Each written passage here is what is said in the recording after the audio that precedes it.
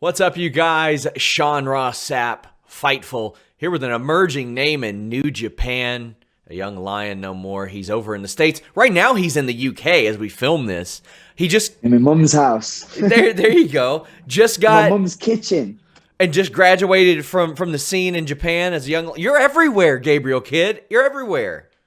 Well, I'm trying to be, bro. I've been trying to be everywhere for 10 years and now it's finally happening. So I'm very happy about that. So I know that you're on the upcoming February 17th New Japan Strong show in Hollywood, California. I love that brand. Like I've constantly said this, and it's not a shot at like NXT or anything, but it's like what I always envisioned NXT would evolve into, this incredible mix of legends, veterans, top names, people from other companies, wrestling, story, like just such a mix. Like there's something for everyone on that show. What were your thoughts when you were told that you'd be heading over to the States?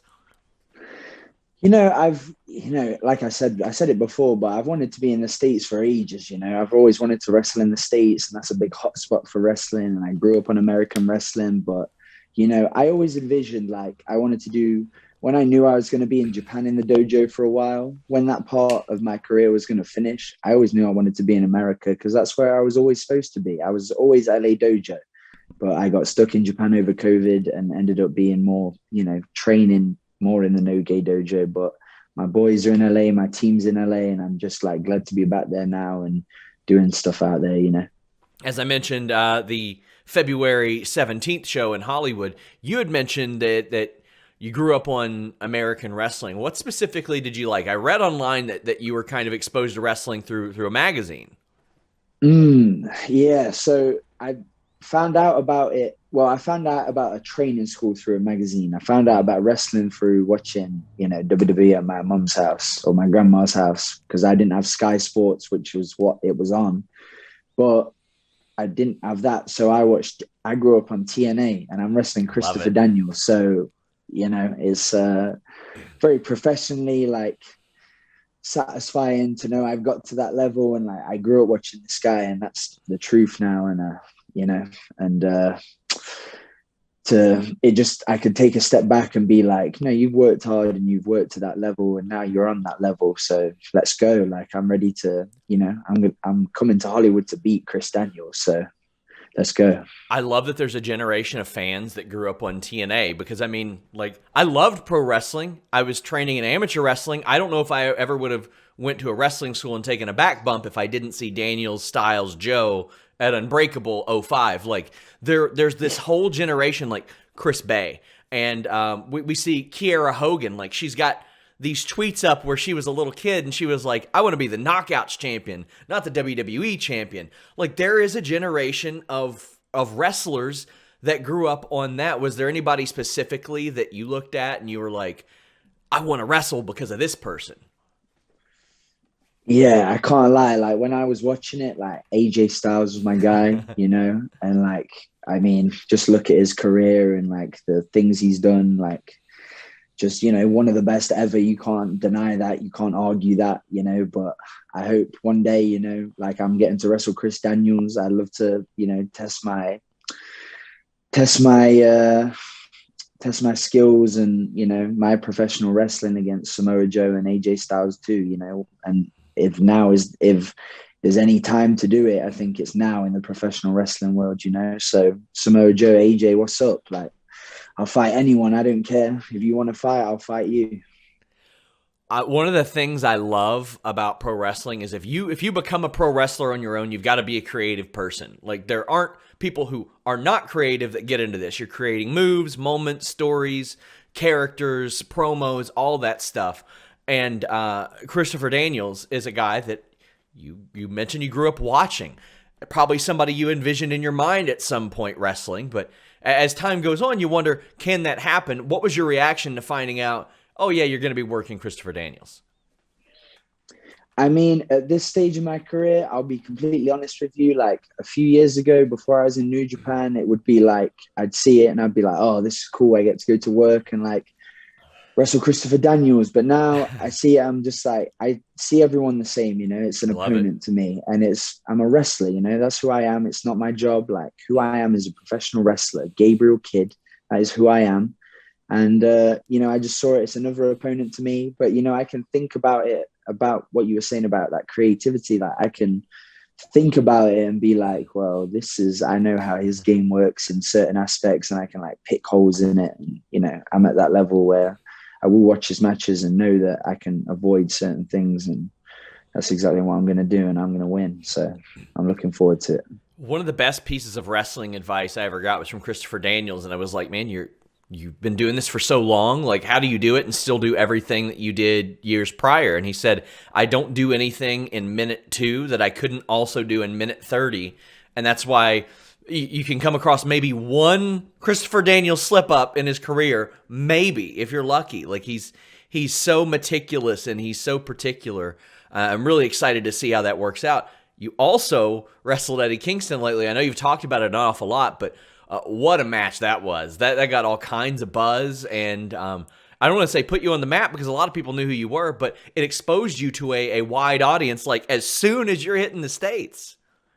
Yeah, and that was always in my mind, and like, I'll just say now, I'll talk about like a little bit, just a trigger warning. I'm going to talk about some mental health stuff, but like, I Sure. went through a really bad time last year, and I spent all of last year, even to when I'd like come back to wrestling, I spent all of last year just zoned in at all gas, no breaks. Like, I was just 100% go, go, go. And, and that was like at the end of like since since June 2021 to December 2021, I was just on non-stop. My mind wasn't stopping. I was just, all I could think about was wrestling again, because I knew it was going to get me better as a person, because that's who I am. I'm a professional wrestler, bro. Like, that is who I am. And getting back to that is what I needed to do to get better.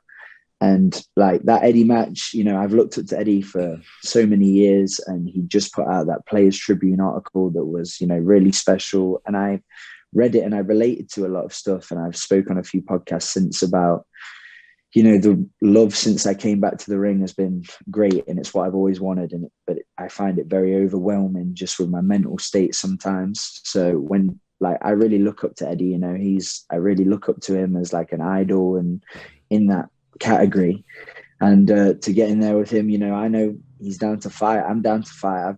We watch the same stuff, like 80s All Japan. Like, we study those guys, the greats, Kawada, Misawa, Taue, and Kenta Kobashi, and they are the 4 pillars of professional wrestling. Like, any company, like, don't try and put a label on and like call yourself the 4 pillars. Like, what you doing? It's Kawada, Taue, Misawa, and Kobashi, and you'll put some respect on their name when you do so. But like, I knew we were very on it in similar ways, and we were just down to fight, and that's what we did, and that's always what I've wanted to do, and that is Gabriel Kidd's professional wrestling. And I think that's the first time a wider audience saw that. And, it's just been up since there. Like, I feel the best I've ever felt right now, and I ain't stopping anytime soon. Like, I'm on it. Like, who wants it? Let's go. I love it. And I mean, that match did get an awful lot of buzz, and that had to feel good going into maybe an uncertain situation, new territory, new country, a lot of new things. How did you feel about the reception and the reaction to that match, that program, and your performance? Originally, just like how I mentioned, a bit overwhelming for me, and Yeah. it was a lot of love that I haven't had in a while, and it was, really nice. But I had to take a few days, take a bit of time off, and I had to have like a mental reset. And like, it was it was just after the match, actually. I had to take a mental reset, and I went and stayed with Carl Fredericks in Reno at over Christmas, because I was worried about border restrictions. And if I came, I wanted, my life's in the States, so I needed to be there, have responsibilities there. And I went and stayed with Carl and just had such a great time. He took me in as one of his family, and like, his family treated me like family, and I can't thank him enough for that. And I came back from Reno and I landed in LA, and my next match was against Fred Rosser in Seattle. He's been And I so was good in just, New Japan. He has been so incredible. Well, we'll talk about that in a sec, but my thinking towards that was I'm just done playing games. I keep saying it on the internet. It's not, I just think this every day. And when I write it, I mean it. I'm not playing any more games. I'm done. I've done the 10 years of my career by the book, and yes, sir, 3 bags full, sir.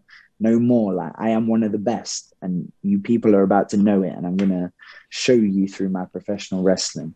But Fred Rosser, I'll just say right now, he's been a great addition to New Japan Strong, you know, and I'm excited for that match to air. Of course, it's already happened. And, you know, it was one of my favorite fights, and I learned a lot from it. And I've been on such a positivity kick since that match. And it really started the year right for me. First match of this year, and just set me on that run to like get me in the right mindset and just turn it up, you know, show everyone how good I am.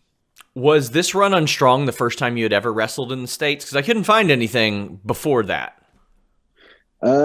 Not before. Like, my first match in the States was against Jonathan Gresham. I was about to ask about that. Like, and Yeah. I mean, you want to talk about proving yourself as one of the best in the world. Like, I think he is among the best in the world, if not the best. 100%. Yeah, and I think he has been for years. I watched the guy's tutorial videos and studied them. They're incredible. He makes the most difficult things look simple.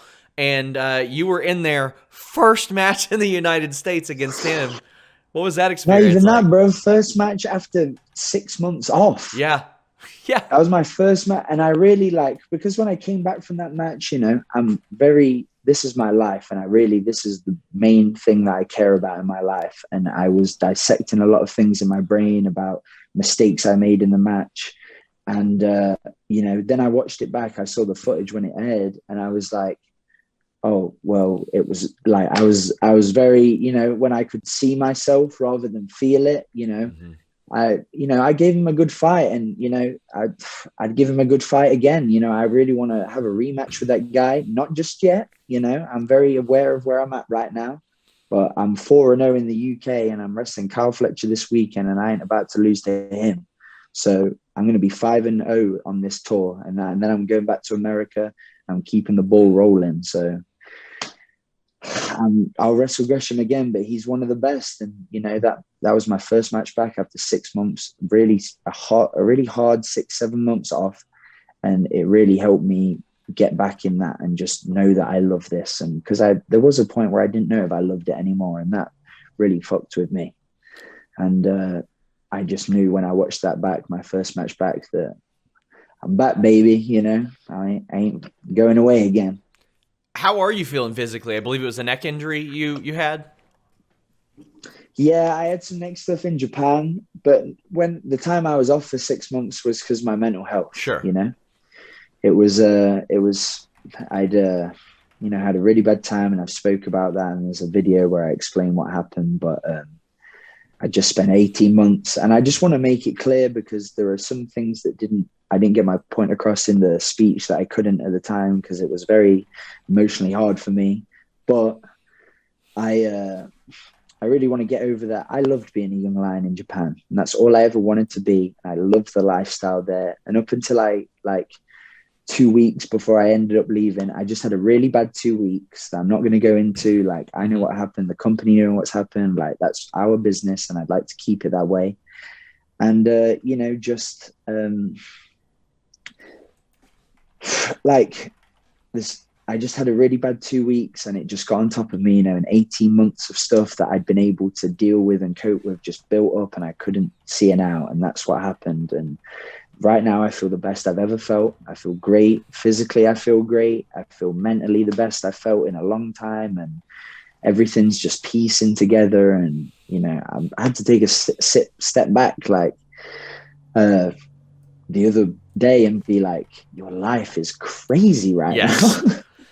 I was about to mention, like, even before now, it's like you were in a position where you were teaming with Okada, Tanahashi, Tiger Mask, Tenzan, like Nagata, Kojima. Yeah, and I'll tell you right now, bro, and it felt right every single time. Like, I deserve to be in there and tagging with those guys. Like, I'm on that level, and like those guys helped get me to that level and helped me realize that. And like, I have, you know, I have been around those people. Sorry to cut you off. Like I cut No, off your no. question completely there, but like that's how I feel. And like I feel for a long time, you know, in my career, I'm not gonna sit here bitch and moan, but like I felt as a wrestler, like I don't mind if people don't get my wrestling, I don't care. But when people call me a bad wrestler, I'm like, you're just not, that's just not true. Like, I'm not a bad wrestler. You just don't like my work. And that's fine. Like, you don't have to buy my t-shirt. I don't give a shit. Like, anyone who wants to buy it should buy it and like, whatever. But I'm not a bad wrestler. And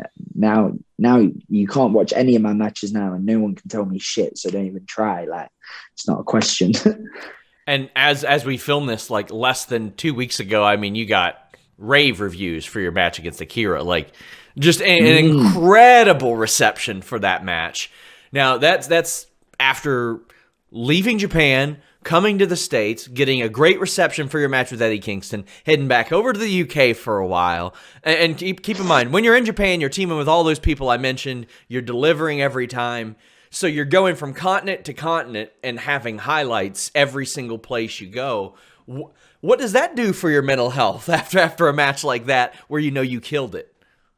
Makes it really fucking good. Like, I'm the best I've ever been, bro. Like, my life is just, I'll tell you now, like, any of you wrestlers that are like, yeah, I'm ready to be the top guy, it's a lot of fucking pressure. You need to know that. Like, if you want to be at the top, great power comes great responsibility. And I'm finding that out very quickly, but I'm about it. Like, I ain't complaining one bit. I'll take on all the pressure, all the stress. Like, because I'm mentally in a place where I can do that now. I've got my life in California. I'm really happy there. I'm around my team every day. Like, it's hard for me to get down. And of course I do. I'm only human. Like, I run myself into the ground too hard sometimes, but I'm the best I've ever been mentally. And my life is just coming together right now. And I'm keeping it going. Like, I don't care about, I've held my tongue for 10 years. I'm not about that anymore. Like, anyone who wants to fight, I'll fight anyone and prove I can go with anyone. Like, any of these top people who are regarded as the best, like, I'll go with anyone. I don't care who you are.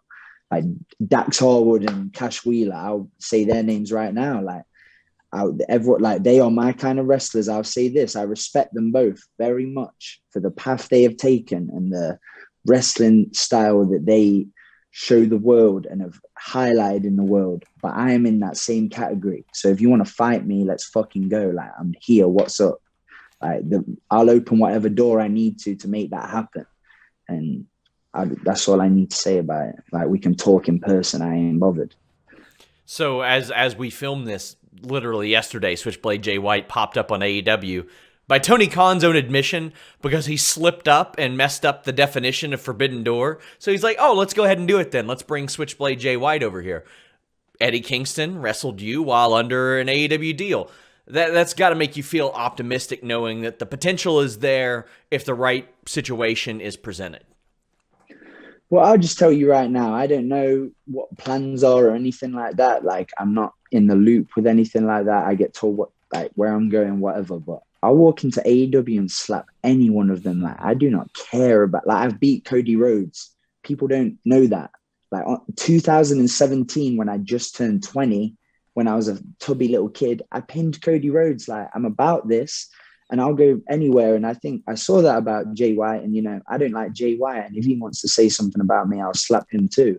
But listen, like, him going there, you know, you know, he's a top guy in our company and I'm aware of that. And if you're not aware of that and because you have a little bit of beef with him, like, you're an idiot. But he is a top guy in our company. Him going there puts more eyes on us, puts more eyes on AEW. It puts more eyes on everyone. It puts more eyes on professional wrestling. And that's what we're here for. That's why we all, like, go to work together and shit, because we love pro wrestling, professional wrestling, should I say. And, you know, I was glad to see that, you know, he can do his business, but don't try it just as soon as you get involved with me, then we have a problem. I mentioned Gresham earlier. He is running Terminus. You will be on Terminus. I just love the concept, the idea, the way that it was executed, and I think they're only going to get better. How do you feel about sort of navigating the United States Indies at this point? I know it's not really anything new to you. You did that in the UK in the past, but No, it is very different is it? because I'll tell you right now, the longest drive you will do in England is 10 hours. And you US indie man, you are driving some crazy hours, fam. Like you are driving 30 hours to get paid $50. That is mad. That is crazy. Like I cannot claim to do that. Like, yes, I traveled and like sat in cars for the most of my teen years, but like no, like 3-4 hours most of the time, and that was bad. But when I went to Japan and you do 12-hour coach rides, it's like shit. England is as small as everyone says because it is tiny. Have you ever seen the Um, movie? Have you ever seen the movie Euro Trip? no, I can't Oh, say I have. it's these recent high school grads who go over to Europe to get to find this girl who this guy's in love with, and they're like, oh, it doesn't matter. The UK's the size of a shopping mall. We can get there in like 2 hours, no matter what. And then they get there and they're like, maybe not so much. But for you, it is that way. Like you're logging all these hours on the road. How has that been Now for I'm you? like, now it's like flights, so it's the Sure. same. Like, and it's so, but because the States is so big, and I'm doing some work down for a great company in the Carolinas, actually, PWX. They're putting out some really good shows right now, and more people need to watch them. Like they're going. They've got to deal with independent wrestling TV. Like they're on there. Like go and watch their stuff. But I'm like flying from LA to the Carolinas, like to Charlotte. It's like 5 hours, bro, on a Yeah. plane. But I'm not leaving America once. I'm over America the whole time. So it's a bit mad, but Then there's it the doesn't make. time. Then there's the time change in between that. So, like, do you end up from Carolina to California? Do you get any time back, or does that eat up the time that you're in the air? Because I know Well, there's it's like a 3 hour time difference. yeah, So I mean, I don't really know, to be honest. I go to, maybe when I get to like the Carolinas, I go to bed a bit later because yeah, it's later in LA. But like, I don't. I tell you what, though, mate, like rather than having, because before, like if you drink after a wrestling show, like you can just go in the car and go home, and it's like 2-3 hours, and then you deal with a hangover tomorrow. yeah. Now I got to wrestle, stay in a hotel, have a hangover, and then drive, and and then I know I got to get on a plane, and it makes it even worse. And I got to be careful, but I got to be more sensible, should I say? But no, I'm very grateful. That's the life I've always wanted. Be a pro wrestler, being flown over the world. I can't complain, and I love it. And I'll deal with the hangovers how I deal with them. I've dealt with 1,000 before, so I'll deal with a few more. No Remind problem. a reminder, guys. Thursday, February 17th, Hollywood, California, New Japan Pro Wrestling. Gabriel, anything else you want to let the people know before we bid them adieu?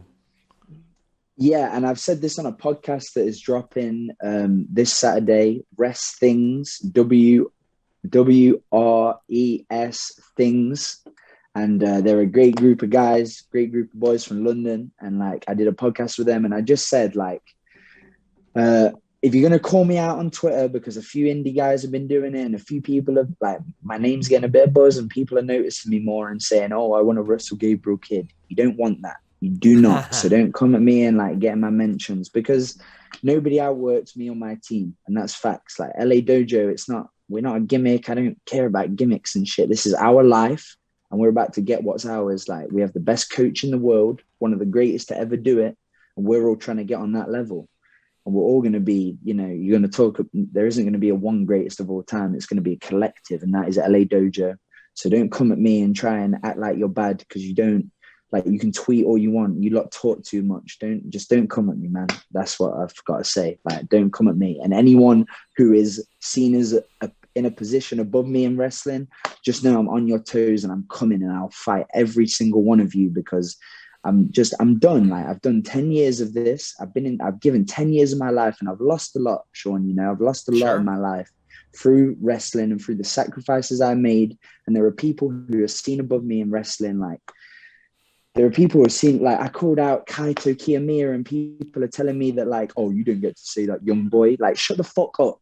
Shut the fuck up. Like, you just don't know who I am and what I'm about, but I'm going to show you all. And like, just know that I'm coming for everyone, and I don't care about what company you work for and what you portray to be professional wrestling. I'm going to show the world with my professional wrestling that I'm going to be the best to ever do it one day. Man, Gabriel, thank you so much for the time. Thank you even more for the sound bites, because those are going to be fun. We encourage. Well, that's why my life's a movie. I told you, bro. My life is a movie, so you can clip it like they do on YouTube. That's what I'm doing. Put it up. You can upload it in parts, bro. You know when someone uploads Spider-Man on YouTube, but they do it in 27 parts.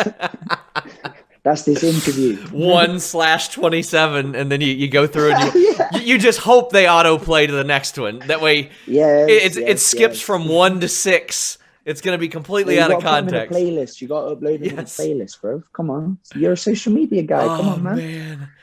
Thank you so much, guys. Until next time, we're out. Hey guys, I hope you all enjoyed this interview with Gabriel Kidd. I was blown away with his charisma. Man, he's got so much ambition. He was so transparent. And we looked like we were going to have to overcome some hurdles even scheduling this interview. As you mentioned, he went from Japan in December or November to the States. Now he's going from the States to the UK, back to the US, which, man, that is quite a haul. And, you know, sometimes when you're taking in your entertainment and you're traveling overseas or vice versa, your shows get region blocked. You got to deal with the hotel Wi-Fi, the public Wi-Fi, all that stuff. You want to stay protected and you still want to enjoy all the stuff you love. NordVPN.com/Fightful gets you there. We got a great deal on NordVPN.com/Fightful right now. It's the fastest VPN in the world. And when you're traveling and you use that unsecured Wi-Fi, you open yourself up to hackers. But NordVPN.com/Fightful protects you. It's routed through a secure encrypted tunnel that protects your data and your privacy, and you can use it on all kinds of devices. So if you're at home, you can use it on your desktop or your smart TV. If you're on the road, you can use it on your phone, your iPad. No matter where you are, you can use it on your router, all kinds of great stuff. And you can subscribe to services in countries in which they're cheaper. So it saves you money. In fact, if you go about all of your services that way, you're going to end up paying for it yourself with NordVPN.com/Fightful and the savings that it provides. Check it out. And if you are on the fence about it, 30-day money-back guarantee, absolutely risk-free. I use NordVPN and I love it. Check it out. Buying pay-per-views on NordVPN.com/Fightful is going to enhance your pay-per-view buying process. Now, one subscription to NordVPN has so many different benefits, but if you're a big pay-per-view buyer like myself, UFC, boxing, pro wrestling, all that good stuff, any combination of the three, if they're doing a fight circus or something like that, this subscription will pay for itself after 1 or 2 pay-per-view buys. Change your virtual location, pay for it at the prices that other people are paying for it in the UK, in Australia, etc., etc. And you can get different interfaces. Maybe you don't like Peacock and you want to check out the WWE Network the way that it used to be, the way that it was designed to be, the easy navigation, so on and so forth. Maybe you want to watch AEW without commercials. Maybe there's some other overseas services that you can't subscribe to and you want access to them. NordVPN.com/Fightful gives you that with a great deal and a 30-day money-back guarantee. Even better, 24/7 tech support, so if you have trouble navigating any of it, they can help you out. Fastest VPN on the planet, NordVPN.com/Fightful.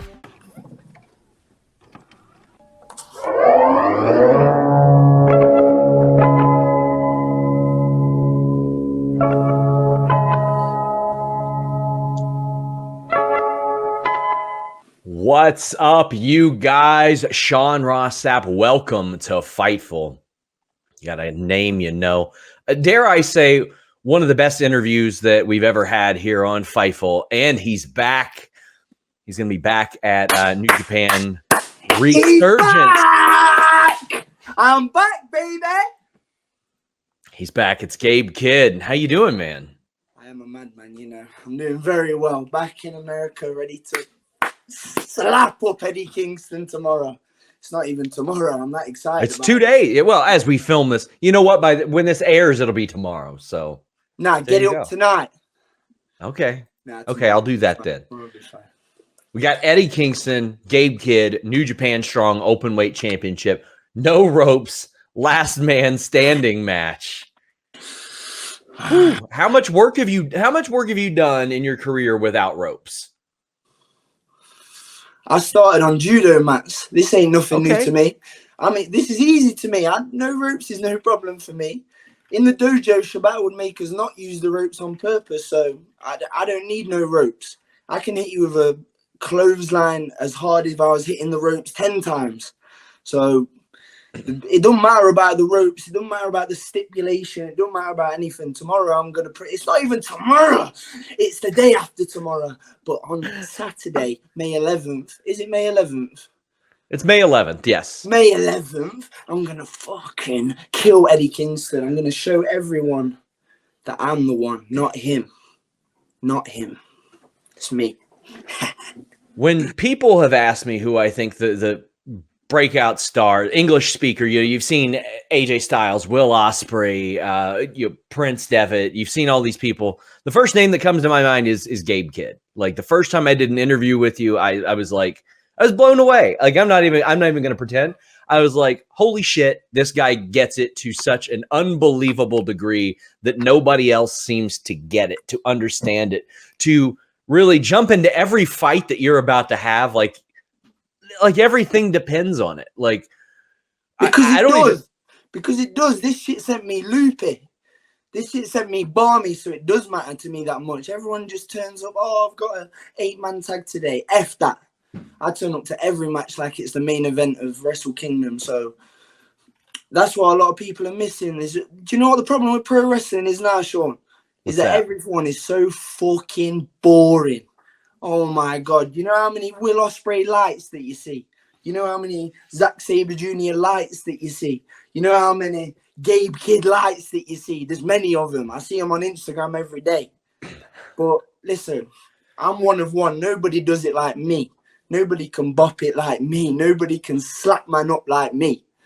So I appreciate the words because they are very true. And I mean, unique man, unique match. Again, a no ropes, last man standing match. Not a match you see a lot in New Japan. You don't see a lot of matches with stipulations like this in general in New Japan a whole lot. What were your thoughts when that was thrown your way as this is how it's going to be? Because I mean, you two are a couple of the most violent people in the business. Well, we was scrapping when he asked for it, so I was ready. I was ready to do it right then. Take the ropes off there in Chicago in a hot arena. I was ready to go right now. But this guy wants to talk too much. That's Eddie's problem. He wants to yap. I'm this hot man from New York, from the Bronx, wherever the fuck I'm from, Yonkers. Shut up, mate. I'm going to slap you up, throw you off that ring, break your neck, little rat. That is a disturbingly good Eddie Kingston impersonation, by the way. Yeah, because I used to be friends with Eddie. Let me tell you something about Eddie, yeah? Let me tell you something about Eddie. The press conference that we had in Chicago in April last month, he said, who was there for you when you was going through your shit? Who was there? Who was you texting? You was texting me. Yeah, well, let's talk about 2019 at Fight Club Pro. Let's talk about 2019 when you publicly wrote online, you said, this is my last year in wrestling. I can't do it anymore. You were ready to give up. You were ready to give up. And what did I do? I pulled you aside and I said, listen, don't give up. You like that meme of the miner when he's so close to the diamond, but he can't turn back round now. That's what I said to him. And then what? Then the next year he signs with AEW, becomes a megastar. What happened to me? I lost my head. So fuck him. Fuck him. I'm going to fucking... When you see something, and I don't even know if you saw it, but Wednesday, Eddie Kingston, ahead of the match that he's about to have with you, a major title match on a special show, he is announced for later in the month for Anarchy in the Arena for AEW Double or Nothing. Like when you see that, do you think anything of it? Does it annoy you? Does it piss you off that he's even thinking about going ahead and setting his schedule beyond like 2 weeks from now? Because this is a very violent match, and I'm sure if you had your way, he wouldn't be able to wrestle at Double or Nothing. Couldn't give her badges. Okay. Couldn't care less. I don't care what happens at AEW. Think I care what happens at AEW? I don't give a shit what happens over there. I care what happens in New Japan, because New Japan's where it's at, because I'm there, because the War Dogs are there. You get me? War Dogs are the best version of the Bullet Club ever, so I don't pay attention to what he's doing on a Wednesday night. I'm in the gym on a Wednesday night. What's he doing? Talking with Brian Danielson. I don't care about that shit. Come on, man. What do you think about the other versions of Bullet Club out there, whether it be Gold, whether it be really anything? The OC and WWE even? Yeah, give it a rest, mate. You've had your time. Now piss off home.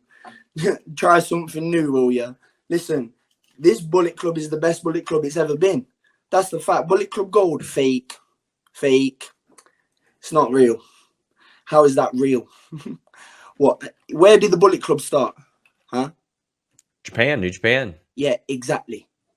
So the real one is in Japan, always. So don't tell me just because Jay White was the leader before. What happened to Jay White? He got kicked out twice. Got kicked out twice by a man who didn't even work here. He got kicked out of America by Eddie Kingston. He don't even work here.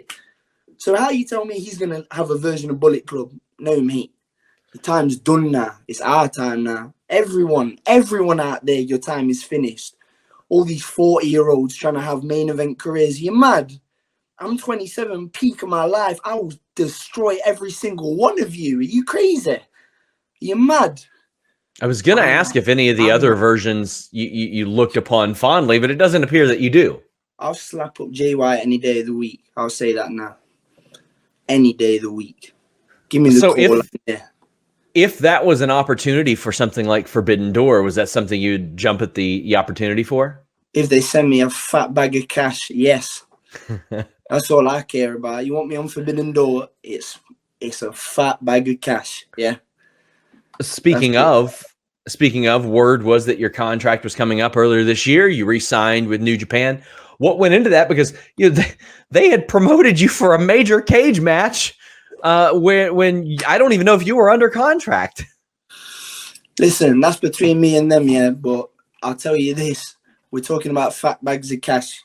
There was many fat bags of cash distributed, so that's all that needs to be said about that. I don't care about the politics of when the cage match was and when my contract was. Fat bags of cash is what I got sent and what I'm going to continue to get sent. So I'm good. And I mean, it's not just talk here. You were walking. You've had like over 100 matches over the last year. I mean, you have kept a schedule that is just unreal. How has that been for you to not only do that, but I mean, you're traveling across the world to do this. I'm jet setting everywhere. Busy. Listen, many men would crumble under this pressure. Many men would say, oh, I'm away from my family too much. I can't see my girl. I can't see this. I can't do that. Listen, I live for this shit. This is the days where I hate it. I love it. Because it gets me going. All this stuff, I will fly from fucking Japan, stay there a day, come back just to walk out there and be who I am. Be Gabe Kid, be war ready. You know, I love this shit. I'll fly anywhere. I'll go to Uganda and fight those lot. I'll scrap every single one of them. I'll go anywhere. Madagascar, Argentina. Bring me anywhere. Most men crumble under this pressure. They can't handle it like me. Can't handle it like us. A person you have said that can't handle it like you is John Moxley. You said that he is turning the IWGP World Championship into a joke. Too right. If you're going to be the IWGP champion, yeah, you stay in Japan. That's how it's always been. Listen, you talk about respect for this company, respect for that title. Well, then come here for a month. Oh, you can't. You got a family at home. You got commitments in America. That's a shame, isn't it, though? But I don't give a fuck. If you're the champ, you have a responsibility. With great power comes great responsibility. So fucking deal with it. Speaking of, like I said, you're walking the walk. I know that you got pulled from the Rev Pro match after the cage match, but then you went right back at it. You were like, nope, not going to be sidelined any longer than I could possibly need to be. And you were right back into things. What was that like for you? Did you have people telling you, no, you shouldn't do this? Like, of course. You see what happened in that cage match? It was insane. Got fucking battered. Everyone got battered. 3 weeks later, I was back there. New Japan Cup. Supposed to wrestle Shingo. Wrestled him. That little rat. That little fucking rat. I hate that. Yeah. Was that the longest match of your career, that cage match? No. Really? Yeah. Wait. Yeah, really? Or street fight in Dublin with Hornswoggle. Hornswoggle chokeslammed me about a month ago, actually. He did. So listen, I mean, damn. Would you like to see it? Certainly not. Okay, I'm just saying it looked really good. Listen. You know what? At least I'm man enough to admit when someone who is an equal man bests me, and he bettered me on that day. But have you got any more questions? Are we just going to talk about what we could talk about me if you want? No, I definitely don't want to. Well, we talked about the press conferences earlier, and I feel like those have been so important to highlighting the passion that Bullet Club War Dogs have. Like, we have seen several people in Bullet Club War Dogs who maybe have not ever been able to communicate that they feel a certain way about a certain subject. And in some of these pressers we've seen over the last year, they've done that. You've never shied away from talking about what you feel like, but how do you think those have been for the rest of your stablemates? Listen, you want to know why we're the best? Because we're real, raw, authentic, whatever you want to call it. We're real. Best promo ever of all time. Alex Coughlin G1 promo. You listen to that shit because that shit is real. That is real feelings. That is real situations. That's real everything. Yeah? We only know real. We don't do it. This ain't no TV script. This is real life, yeah? The things that me, Clark, and Alex had to go through in that dojo, you lot will never know. You lot will never know. You don't know what it was like waking up, the feelings that you have, the jobs that you had to do, the magnitude of never switching off. You're always there in that environment. Huh? Well, you think you can just relax when you get home? No, you're always being watched. You lot will never know. I can talk about it for 2 hours. You'll never know. So that's why we're the best, because we're real.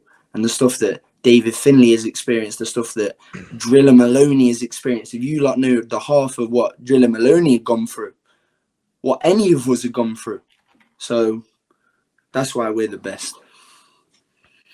You first took on Eddie Kingston on Strong, I think it was, 2.5 years ago, maybe. How would you say that you have grown since then? I mean, this is a different point of your career. I mean, you have accomplished an awful lot since then. Of course I have. And I'll tell you exactly why I've accomplished as much as I have. I had that match. 2 months later, I was in a psych ward on a hospital with a bunch of loonies, bunch of crackheads, bunch of crazy people, because I was a crazy person. I lost my head completely. And then what? A year later, I'm in the G1 Climax, outshining everyone. I'm the MVP of that tournament, and I'm going to be the MVP of this year's tournament and the next G1 for the next 10 years. Yeah? Everything has changed for me. I can't fail now. I can't fail now when I've been that low. Are you mad? You think I can fail and just settle for mediocre shit? No way. This is my life. This is every time I'm out there, I'm ready to die. I'm ready to die in that ring. When I was headbutting Shingo, I was willing to get my brain removed from my head and have a very low chance of survival too. I knew that.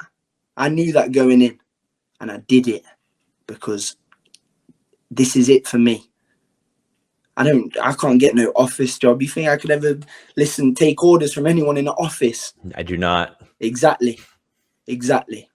So I spoke I spoke with you, I think, right before the situation that you're discussing. And now I speak with you and you're even more confident and even more passionate and even more driven, it would seem, and doing the best work of your career, which I don't seem to see slowing down anytime soon.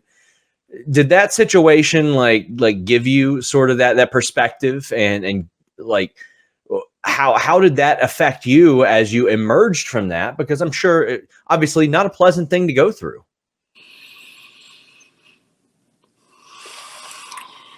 Let me tell you something, yeah. I want to hate wrestling for the situations that it's put me in. I want to hate this shit. I could never hate this shit. Ever. Ever. This is my life. This is everything. This has shaped me. This has made me a man. I became a man in the No Gay Dojo. I became a man in the LA Dojo. Before I was a little boy, didn't know how to do shit. Didn't know how to do my own laundry. Yeah. And then I went there and became a man. So nobody can take this away from me. Nobody's going to step in my way. Nobody's going to outshine this star. Yeah. Let's get that clear. Everything. I got fucking goosebumps on my arm thinking about it. I want to get in the ring right now. Let's go.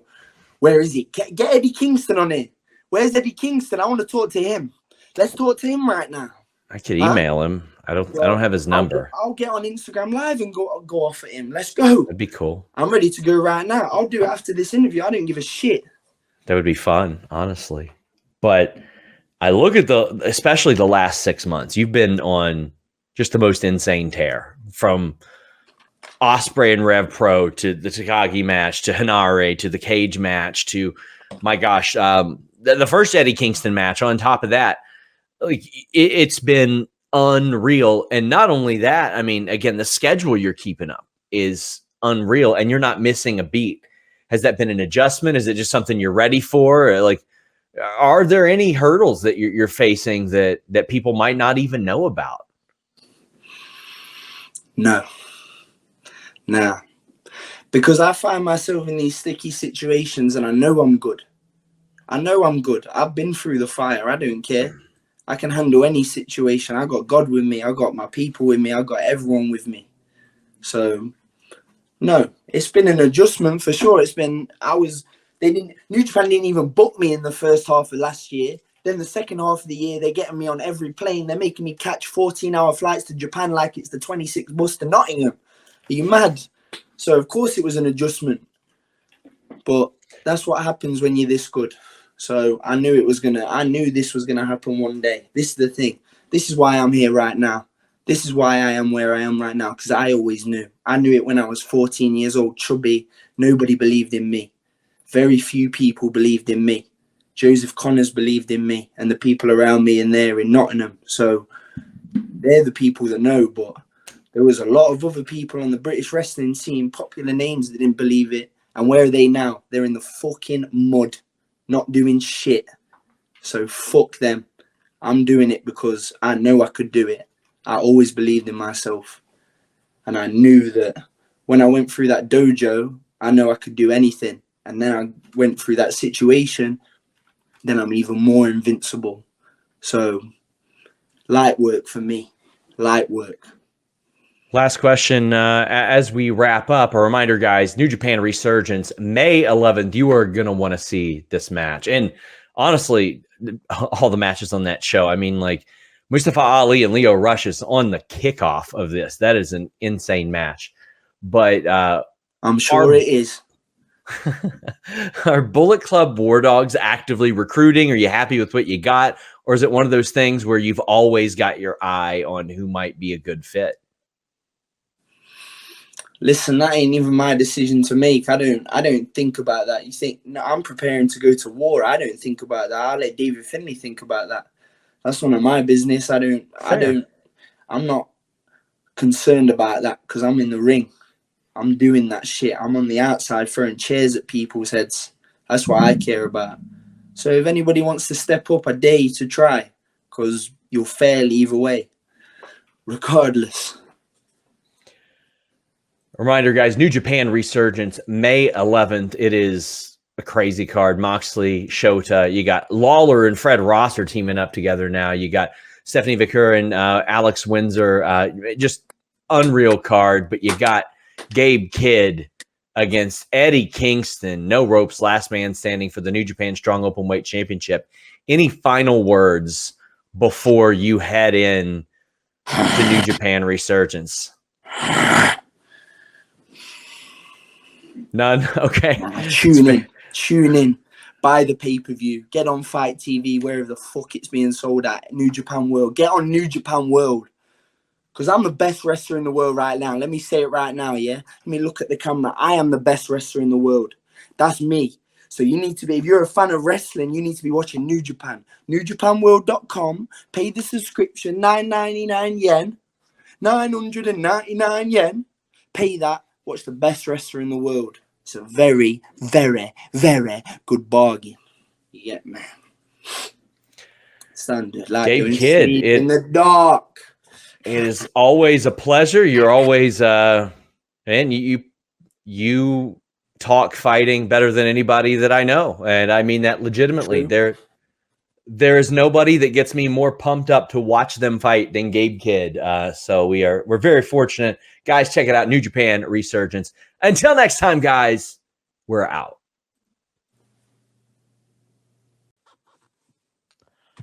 What's up, you guys? Sean Ross Sapp, welcome to Fightful. Here with a name, you know, how do you not know him? We've had him here on Fightful a number of times. Honestly, one of my favorite people to interview. Always entertaining, always in the news.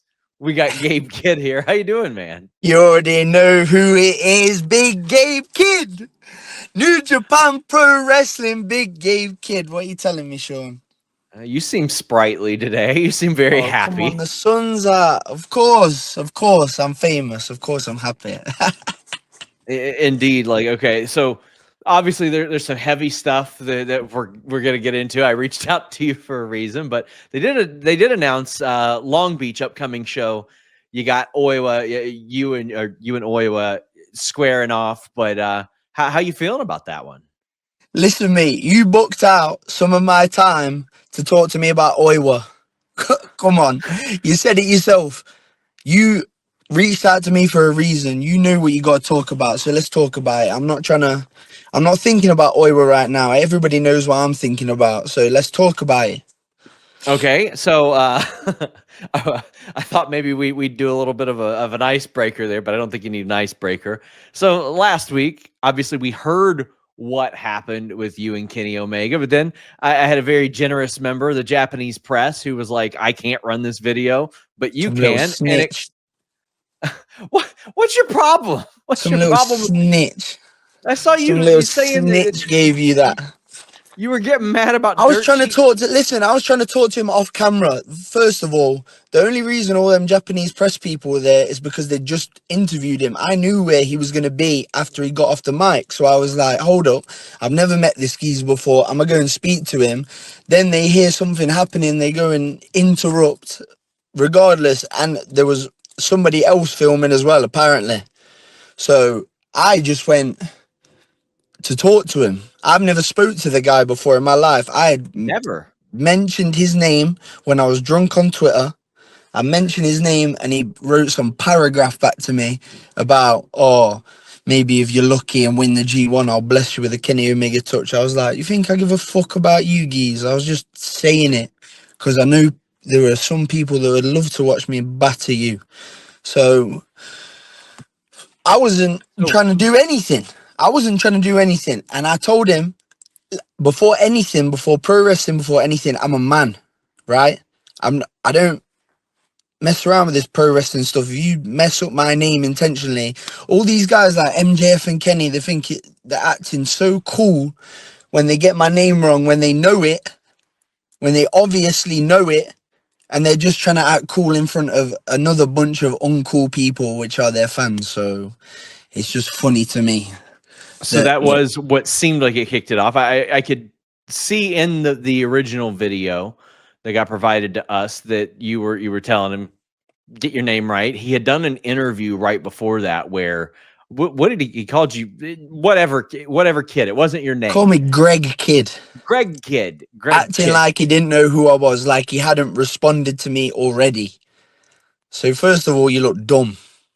Like, how was his demeanor when you approached him? Because I mean, even what I saw was while the conversation had begun. It was a lot calmer than mine, I tell you that. It was a lot calmer than mine.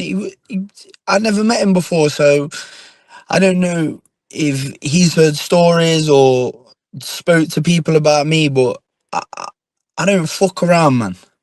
And I don't fuck around with people like trying to disrespect me. We're supposed to be in a collaboration with AEW. What kind of collaboration is that? When they just fucking bring their guys over for our big stuff and we go over there for fucking what? Ring of Honor? You mad? I'm a fucking famous wrestler. I did do Ring of Honor and I beat up 2 people.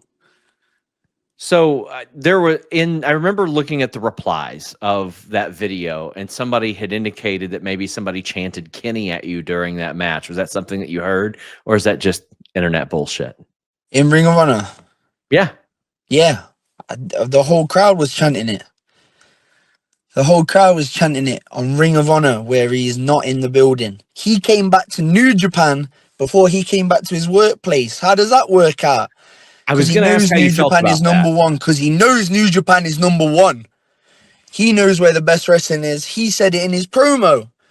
He said that New Japan is where the best wrestling is. New Japan is number one. He said that. So first of all, he's lying to all these people that are backing him. What kind of role model is that? Huh? What kind of role model is that, little idiot? So to play and he's just unprofessional, man. He went to the press straight after that altercation, right? He goes to the press and says, "Oh, Gabe, kid's unprofessional. I came up to you for a chat and I was putting you in your place. And then you wanted to start getting mad, pulling me back. I was trying to walk away. You can watch it. I was trying to walk away. And he pulled me back, trying to hit my hat off my head. I slapped the shit out of him." Do you think that lends any credibility to maybe some altercations he had prior, and maybe those people in the past said that Kenny went to the press? All these things that have become like news in wrestling, these AEW brawl in, whatever the fuck it was called, right? All of that stuff. They had both of them. Yeah. That is the most pussy shit I've ever seen in my life. They advertised on TV, on national TV. They thought it would be a good idea to show this fight, this talked about backstage fight with CM Punk and Jack Perry, and it was a push and a front choke for 2 seconds. It's like, you lot are pussies. So if you want to be in a collaboration with us, fine, but come to Japan and I will slap the shit out of any of you. And especially that knobhead talking about me being unprofessional. He ran to the press, tried to say that, "Oh, I don't want to wrestle him. He's unprofessional. I want to wrestle," and listed off a bunch of names. Come on, man. Is there any part of you that regrets how that unfolded? Not at all. Not at all. If he wanted to make it like that, then that's cool with me. That's cool with me. But Kenny Omega is actually not cleared yet, at least as far as I know. He's faced a life-threatening... I don't give a shit if he's not cleared. He shouldn't have been talking shit. He had diverticulitis. And he got slapped up. What? He had diverticulitis. Like, he almost died. I don't give a shit what he had. All I know is he had some stomach injury that has put him out for a year. That's a bitch move. And I don't get high verticulitis. I don't care if he's going to wish that killed him off. He's going to wish that high verticulitis killed him off if he gets in the ring with me. The beating that I put on him is going to be ridiculous, man. He's a fucking prick and an unprofessional one of that, little bitch. Do you think he'll actually do a match at this point after the way that things unfolded after his return? Well, who knows? If he wants to call me out for being unprofessional, then he can be a little bitch about it. But I am very professional. I'm the best professional wrestler on the planet. How could I not be professional? I know what my job is. So he can say what he wants about me, but if we're talking about professionalism, then he should fucking turn up and make the match. and sell out the Tokyo Dome. Let's fucking, you know, if you want to talk about professionalism, you'll do what's best for the fucking job. So on both we'll sides of the coin, do you think that this is the type of reaction that maybe he wanted from you, or do you think that it went far beyond the scope of what he imagined when he was like playing with your name a little bit? I don't care what he thought. I said it before, I'm a man before I'm anything. I don't know this guy. I'd never met this guy in my life. So I just went up to him to tell him straight up, don't be saying that shit when you don't know me. Like, I don't know you like that. So don't start saying this shit and acting like you don't know me, trying to like little leave me. Like, I'm one of the best in the world, so don't play with me, you know? And whatever happened. I don't care. I don't give a fuck what he thinks or how he reacted to the situation. He got slapped and he got taken down, and that's it. He can sit in his big house and be sad about it. Has there, I'm going to imagine or assume, no interaction between you two since then? No. I mean, you never know. What, you think we met up for yakiniku after or something? Of course fucking not. I mean, that'd be kind of cool. I don't know the guy. I know people who know him. I wouldn't. No. Did New Japan or AEW give you any? Well, I mean, I know AEW can't reprimand you. You don't work for them. Did New Japan try to reprimand you? I know they were pissed that he hasn't been cleared and he is getting in a scrap, but that's his own fault. Listen, I got fined by New Japan. Doesn't matter because I'm rich. Like, they pay me. That's just half my G1 tour money. You know what I mean? I don't give a shit about that, but they were talking to me about professionalism and that. I said, you need to talk to the fucking partner company about professionalism. That's what you need to talk about. You need to talk about Kenny coming back for New Japan before he came back for AEW. You need to talk about that. So I'm not worried about any of that. So, man, there's just a few more about this one. You have been, listen, I would say you and I have a decent rapport. I mean, you give me your time for interviews, and I greatly appreciate that. You have been outspoken about things getting leaked to dirt sheets. How did you feel when the video of this made its way out? Because obviously, with all the Japanese press rushing over, you knew it was going to emerge at some point. Listen, I will say this hand on heart. I didn't know that this shit was being filmed. The Japanese press were only there because they had just heard him talking and they heard something, so they think it's whatever it is. I don't care what people think it is. You know, I don't care. I haven't read any of the comments on that video. I don't care what people are saying about that video. Like, that's what happened, and they rushed in and caught it on camera. That's all there is to say about it. I don't give a fuck what anybody says about that. And listen, some little snitches in these locker rooms these days. All these snitches releasing shit that shouldn't be released, and that's all. Don't let him guilt you guys. Listen, fuck them, little rats. Don't let him guilt you guys. Do the right thing. Talking to Super J-Cast and all that, little rats. They know they are. They are inferior to me. So, listen, that is what it is. On a lighter note, I do want to bring up what might be one of my favorite tweets of all time. And I'll put it up here. And you said, and I quote, "Wrestling fans beefing with each other on this app. Too funny, fam," with a bunch of cry laughing emojis. "Just eat the best pussy you can get. Watch what you enjoy and shut your fucking trap. You ain't on smoke." Bars. Was there a specific fan interaction that you saw? I don't even know the names of these people. It just pops up. I don't know what Twitter have changed in their policies. I just used to see women. I see wrestling shit now. I'm like, get this shit off my feed, dog. What are you talking about? But I just see these people, these fan accounts that argue with each other about their opinions of something, and it's just like, bro, get off fucking girlfriend, my bro. Walk outside, smell the grass, pick up some dog shit. Like, come on, man. Would you ever consider hosting a dating show for wrestling fans that need girlfriends? Yeah. I'll get these man some wicked. I'll get these guys. Anyway, you're facing Oiwa at Long Beach. Right. You think Oiwa has a girlfriend?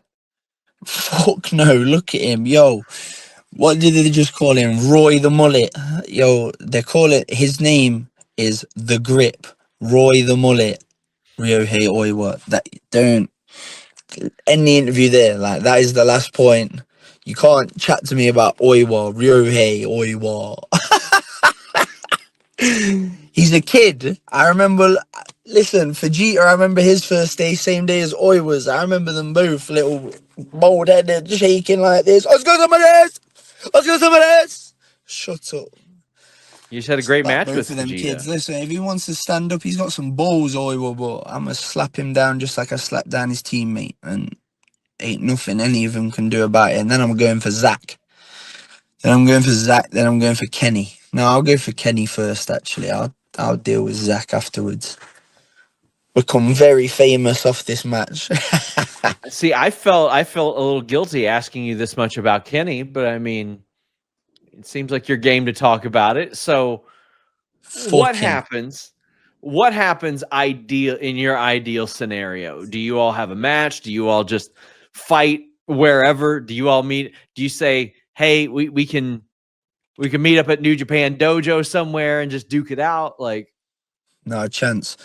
Listen, the right thing for him to do is be a fucking professional. The right thing for him to do is to realise, listen, I've had a great career. It's been fun times, but it's time for the next guy, and I will sacrifice my body. He should sacrifice himself in this match and just realise that he is not the Kenny Omega he once was. You know, these people see him as a god, and I will treat him like a peasant.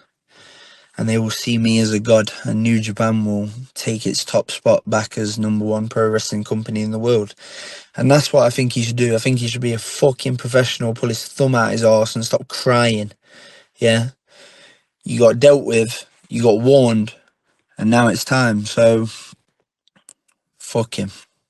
That's it. Is it a situation where, hypothetically, if he appears at more New Japan shows, obviously you are an integral part of New Japan. You're one of their top stars. Is this going to be like a seek him out situation or a he better not cross me situation? It's a seek him out situation. It's what do you want to do?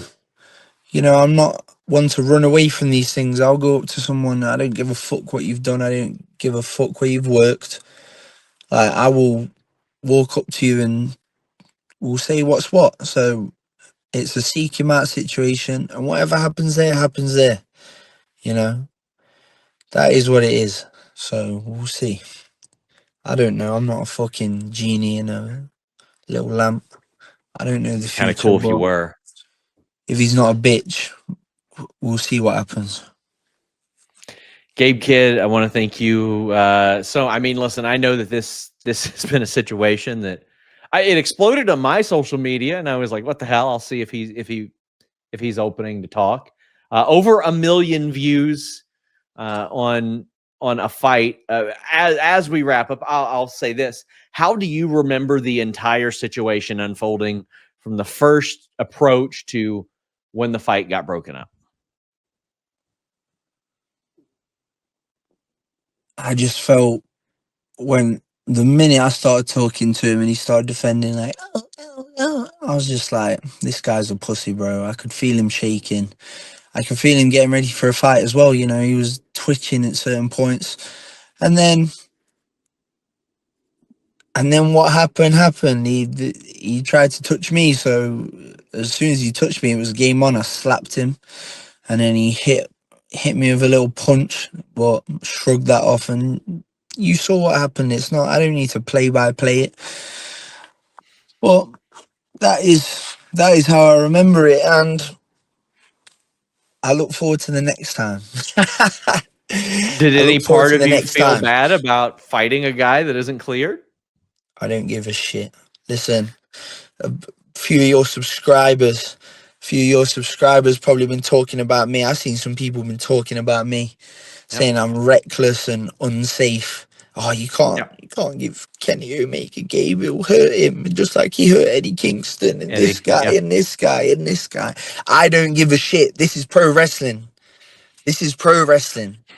What the fuck do you expect? We're throwing each other off tables, fucking ladders, off cages. What do you think is going to happen? People get hurt. And I'm happy to be the one doing it. I don't give a fuck how many people I've hurt.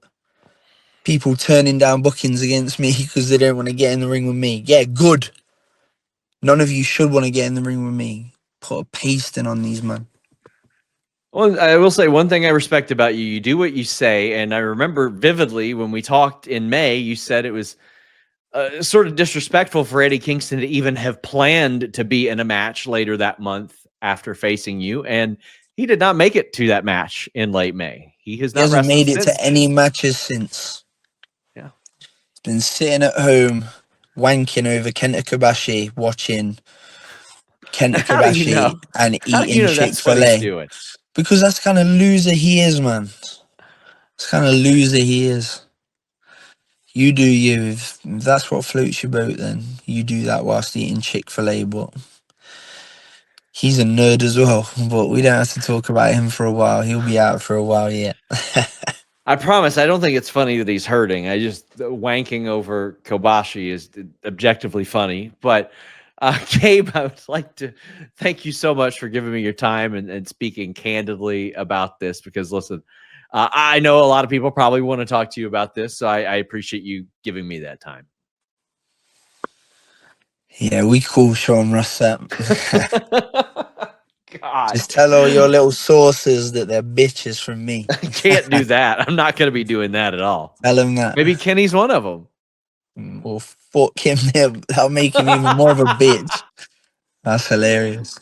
Guys, thank you all so much. Until next time, we're out. There's no sponsor that I use more while I'm awake than NordVPN.com/Fightful. Man, this is like the Swiss Army knife, the multi-tool of applications. It does a little bit of everything. You always get a great deal at NordVPN.com/Fightful. You can listen to your favorites abroad. You can shield your data from snoops and criminals, protect yourself on public Wi-Fi, and it works on all your devices and operating systems. It doesn't end there. Change your virtual location and then get pay-per-views at a much more affordable price, TV services at a much more affordable price. You got a password manager, a file encryption tool, threat protections, and on top of that, 24/7 tech support. So if for some reason you don't know exactly how it works, NordVPN.com/Fightful will help you learn how to do it.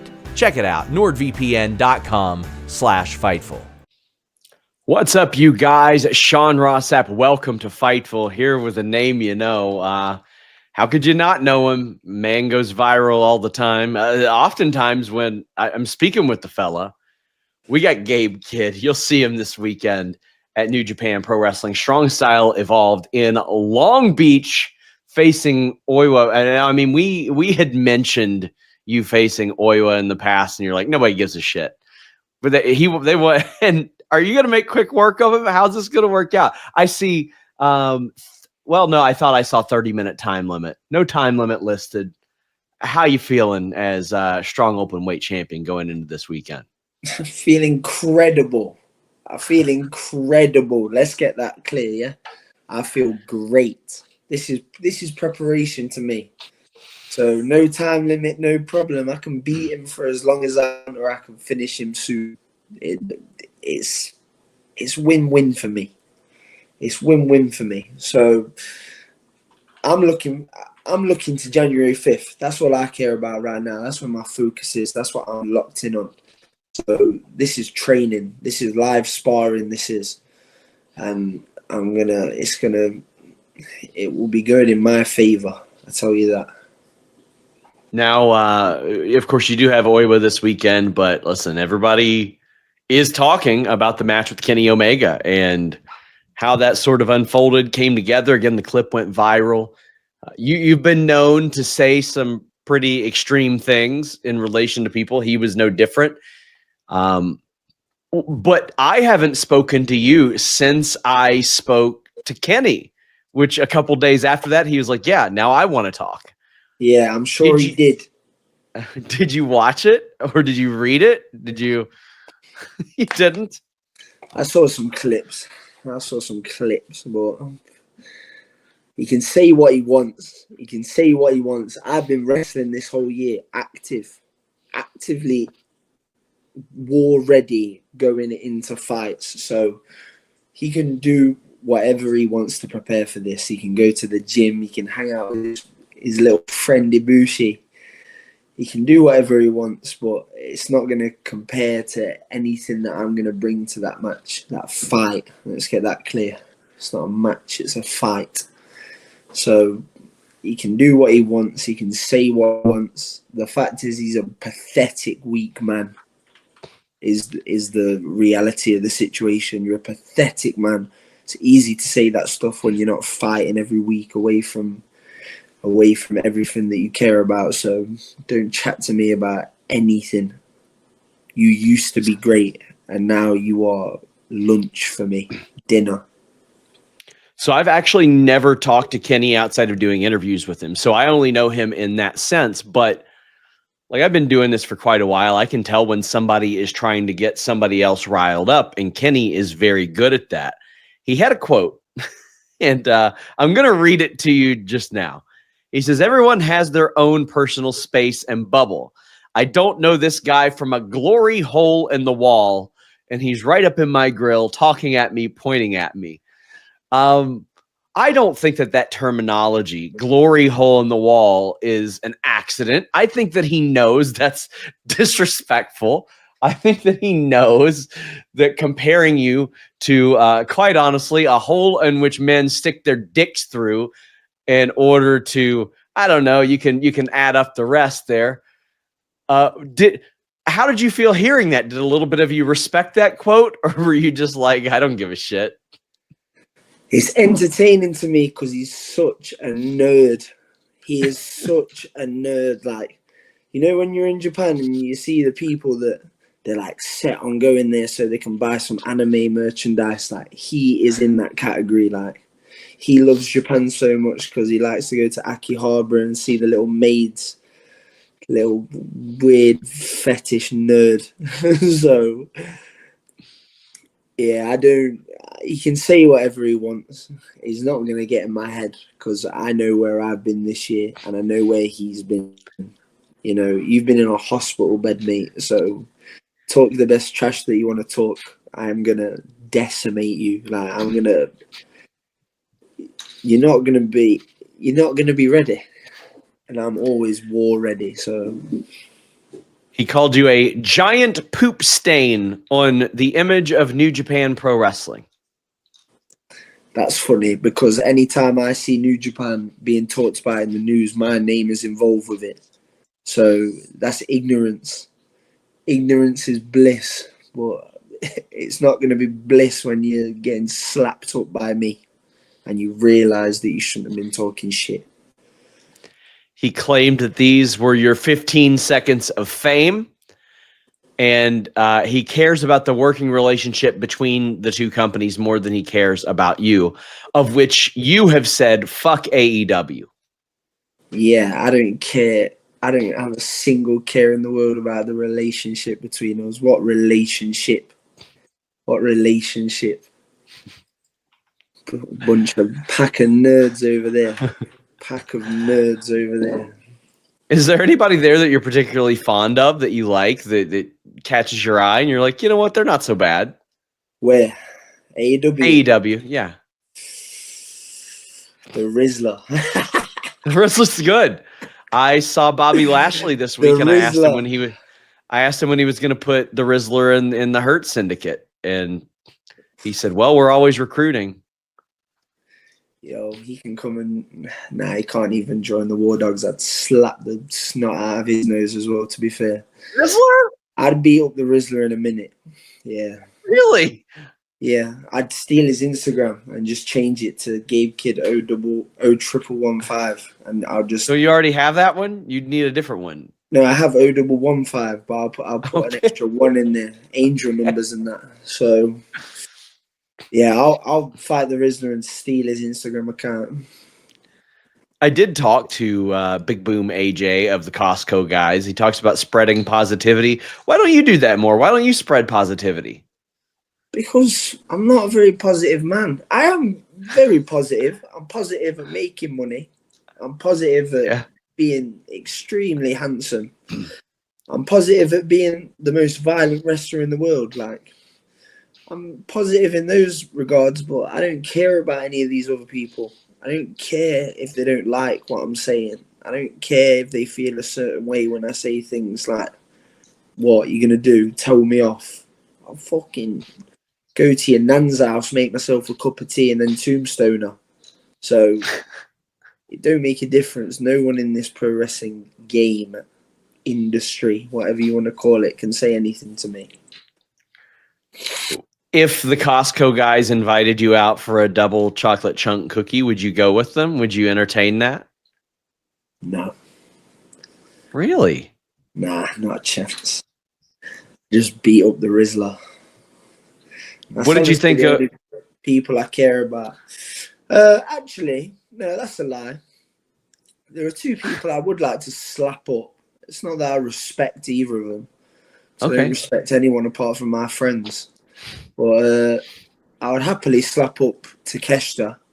You know, I think it's hilarious that he has a match on Wrestle Kingdom and I don't. I think that's hilarious, to be honest. Why do you think you don't have a match on Wrestle Kingdom? Because they don't understand what they're sitting on. Tanahashi doesn't understand. They just see me being disrespectful. They don't see I am the lamb. I am the gold mine for them. I am the gold mine for New Japan right now. I'm the one. So they need to start investing some stocks in me. If they want more money, if they want more fame, if they want more everything, they need to start treating me with some respect. I think a natural question, and feel free to tell me to get hit by a bus, is, you know, we hear about a lot of contracts that come out up in the early part of the year or spring. Is that a situation with you? Are you going to be talking money soon? Show me the money. That's all I'm saying. Show me the money. If New Japan don't understand what they've got on their hands, then we'll see. But show me the readies. Show me them sweet notes. Whoever it is, Benjamin Franklin or something. You're fresh off of Tag League. How was that experience for you? I mean, that's a busy schedule. It was like, what, 17 matches in 21 days or something. I was on a coach traveling for 3-4 hours before I had to go and beat people up and then sit on a coach for another 3-4 hours to the next town. This is why I talk trash on people from AEW. You could never do this schedule. The schedule that I'm on, constantly in time zones. I flew from New York to Osaka for 1 day. I was there for 2 days, and then I flew right back to New York. You can't do that. You can't do this schedule. You can't keep up with the stuff that I put myself through and continue to put myself through on a daily basis. I see a lot of these same points echoed. Like, I remember Will Ospreay said much of this same thing, and I think it's probably why he kissing Tony's ass in a private jet.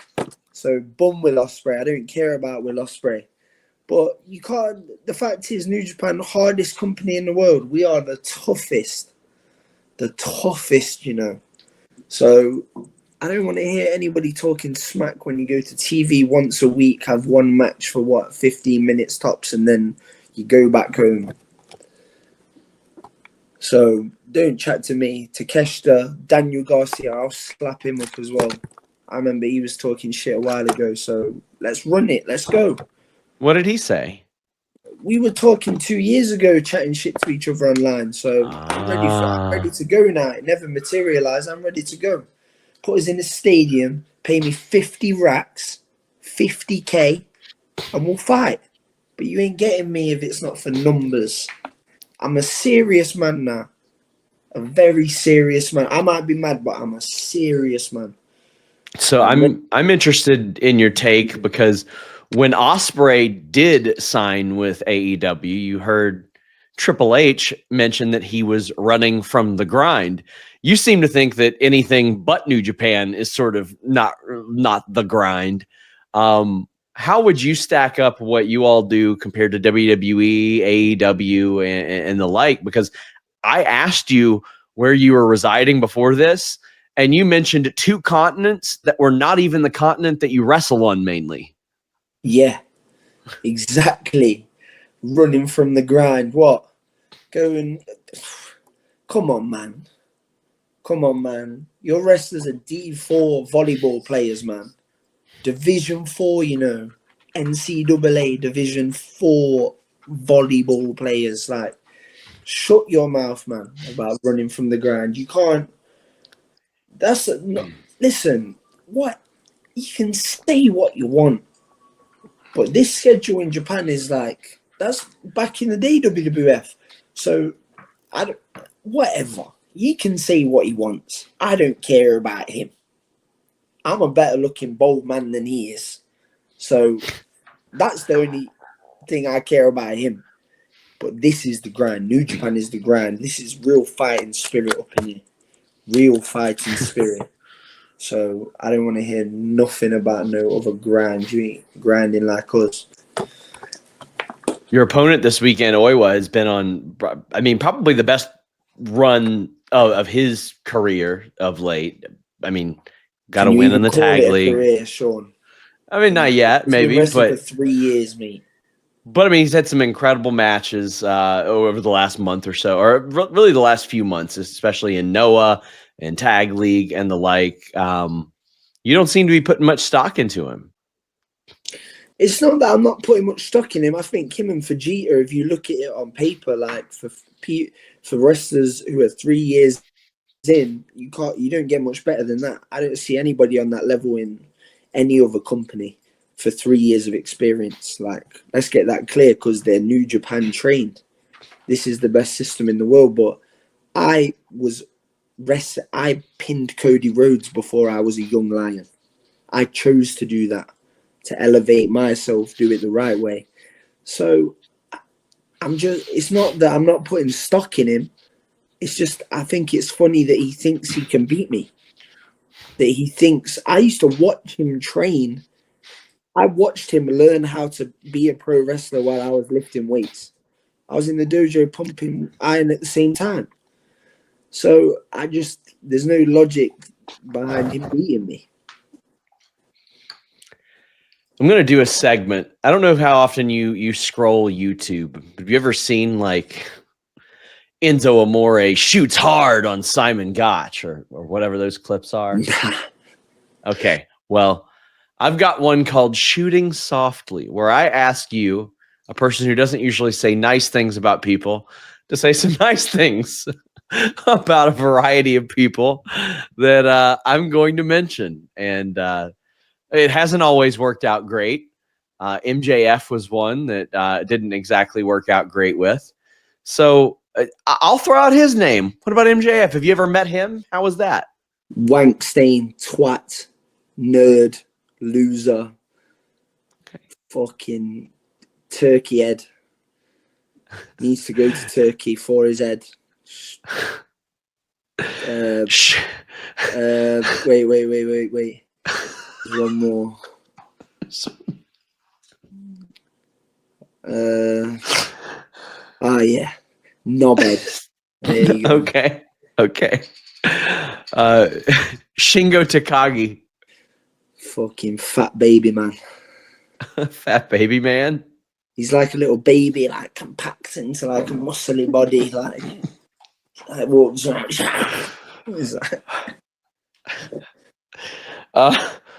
Zack Sabre Jr. Fucking string bean, lanky streak of piss, wanker, nerd. Nah, he's not a nerd actually. He's pretty.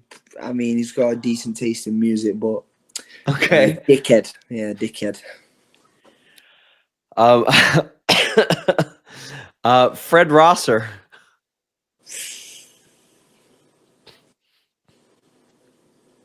Once said he was gonna. I was trying to remember that thing that him and Titus O'Neil used to do, but I couldn't even remember it. So Millions of dollars. Money, man, I guess, maybe. Eddie Kingston.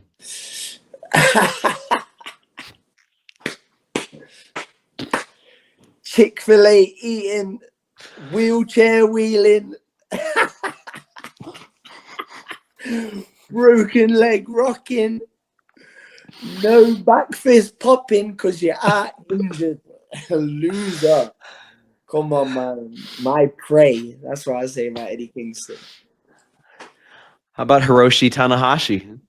Oh, Jesus. Too much Coco's curry.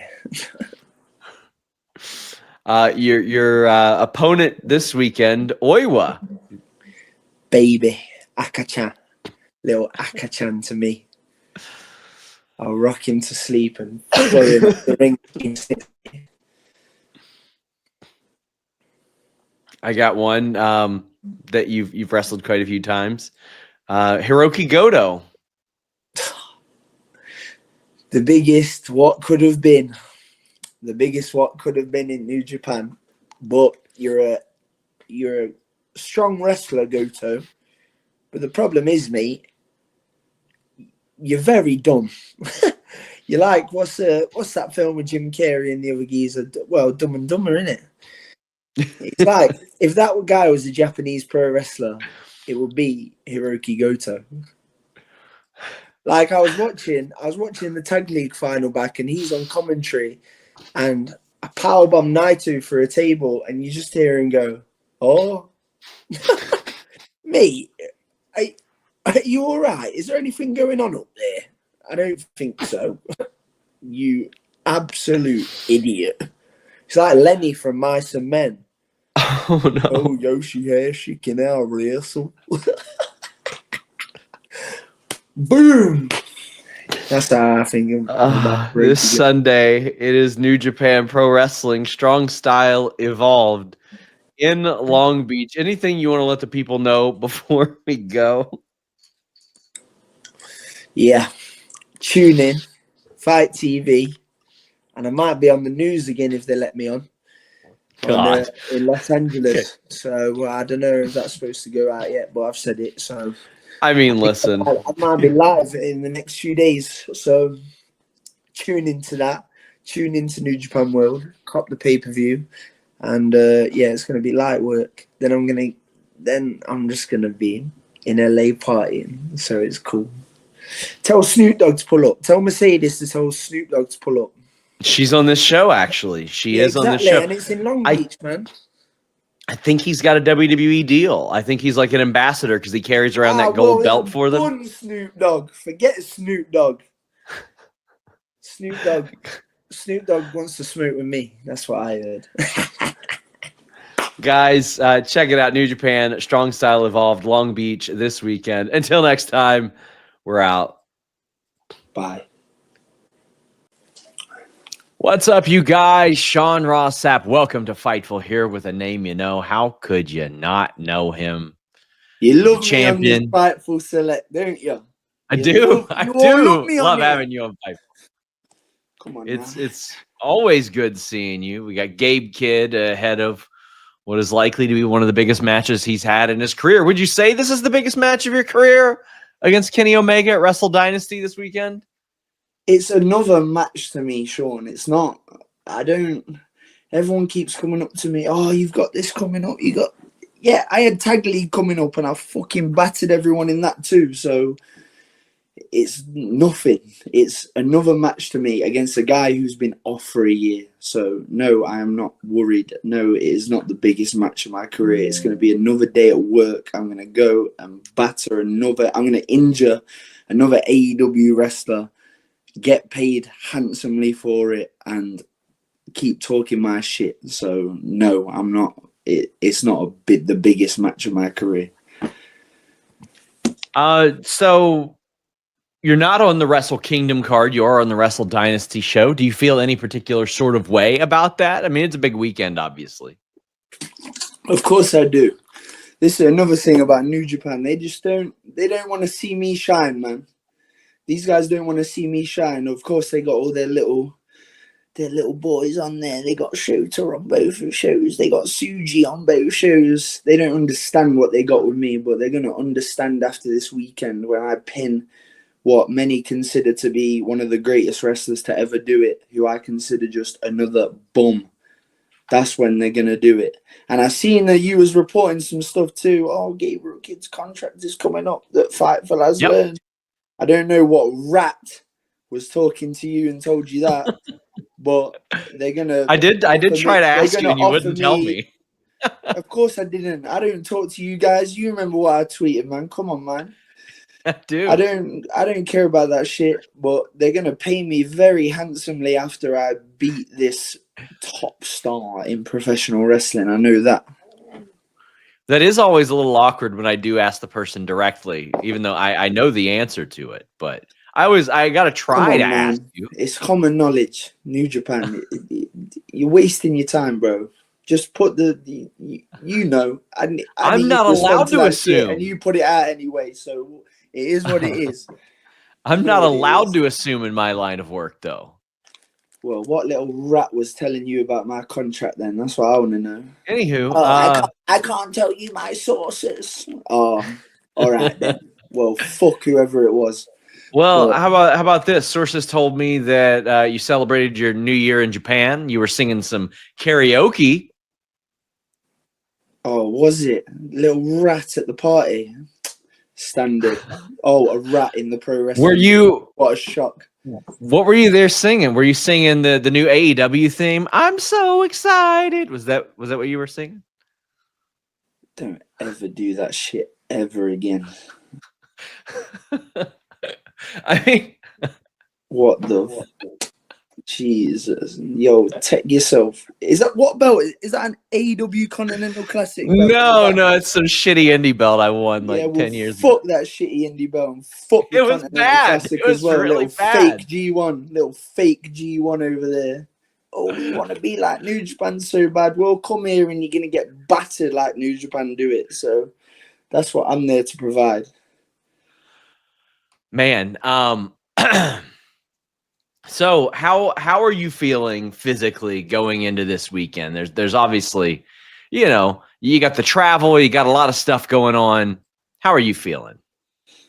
Listen, all these people, once again, they've been asking me, what's your prep been like? What's your camp been like for this match?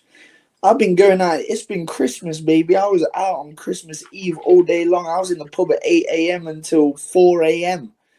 So it was a 20-hour drinking day for me. I'm not treating this like anything. You think I'm gonna hire a coach and track my macros so I can be at my best physical performance? I'm probably gonna roll in there hungover, still drunk.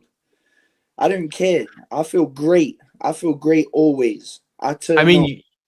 You did pause your workout to speak with us, which I greatly appreciate, by the way. Well, I was on the way to the gym. I'm sipping pre-workout right now. I was about to leave and I get a call saying, oh, you're 7 minutes late for an interview. I was like, let's get this shit done so I can pump some weights. Well, I mean, you are going to be so excited then soon. You could be like Jessie Spano on that episode of Saved by the Bell where she was on the caffeine pills. Mate, I'm English, bro. I don't know about Saved by the Bell, some dumb little American show. Oh, I mean, come on. AC Slater, he was a great amateur wrestler. He went to Iowa. I don't have a clue who that is. I don't know any of these people. I treat these TV shows like AEW wrestlers. I don't know these lot. Is that basically just a TV show to you, AEW? I mean, that's exactly what it is. A TV show that don't want to mention my name. Too scared to mention my name. Why do you think that is? They probably got a briefing before they went out on commentary. Oh, just be sure that you don't mention Gabe Kidd's name. He's been talking hella mess about us online. Yes, I have. And I'll say it again. Fuck all you lot. So, it is a TV show to me. How was your experience there when you visited and you wrestled for ROH? Come on, man. I came in and beat people up in like 5 minutes. You did? easy to me. And then I didn't steal it. I was rightfully entitled to it. I took about 5 boxes of catering. That's the best thing about AEW, the fucking catering. Shit, we get fucking salmon rice bowls over here. I'll take a nice little steak dinner for the next 3 days. That's good for me, but going there is easy for me. You know, I'm used to doing tours. If I go there, do 1 show a week, come on, man. These guys, they can't compete. You can't even put us on the same level. Oh, they're a high level of professional wrestling because they're on TV. Are they? Fuck. New Japan is where the shit is. New Japan is where it's at. We're on the road every single week. G1 finishes, the week later we're on the next tour. We keep moving. You know, these people couldn't keep up this schedule. Kenny cannot keep up this schedule anymore. He is broken. You can't say that this is the biggest match of my life. He hasn't wrestled in a year. This has been my most active year, and I've been the standout in New Japan this year. Let's get that straight. You know it. Everyone knows it. I've been the one bringing eyes on this shit. So it's not even, you can't compare the two. We are a pro wrestling company. You are a TV show. So shut your mouth and stay in your own lane. So interestingly enough, like that was a major talking point with Ospreay talking about Kenny Omega and how he couldn't keep up that schedule now. However, I will say this, and I greatly respect Will Ospreay. In the last year, fuck Will Ospreay. We sent that guy packing out of New Japan, but continue your question. Since then, I'll just say this. In 2024, he wrestled 43 matches. You wrestled, that we know about, 121 matches. Come on, man. Almost 3 times as many.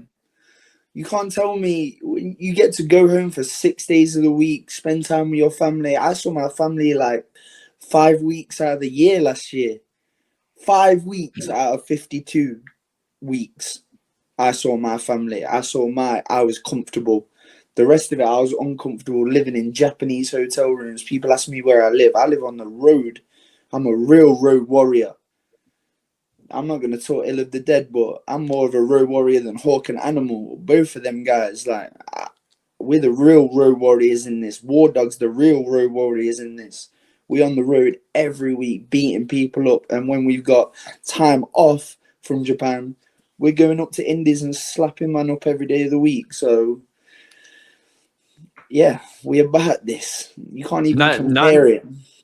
Not only that, I mean, very early in the year, you all had an hour-plus long cage match that I'm sure took a lot physically out of everybody involved in that, and you still went and had 120-some matches last year. Yeah, exactly. I got concussed as shit in that match. I was back on the road 2.5 weeks later. I was in the New Japan Cup wrestling Shingo Takagi in the main event. It's not even a comparison.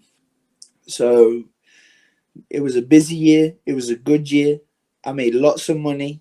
I beat a lot of people up, and I fulfilled my New Year's resolutions, whatever you want to call it. I did all of that.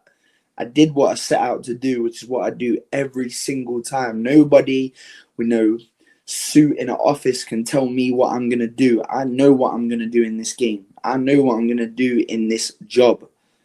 And I turn up and I do it. There are expectations of me, and I surpass them every single time. But let's talk about Kenny. I'd like questions about Kenny. This is why we're on this interview. Yeah, man.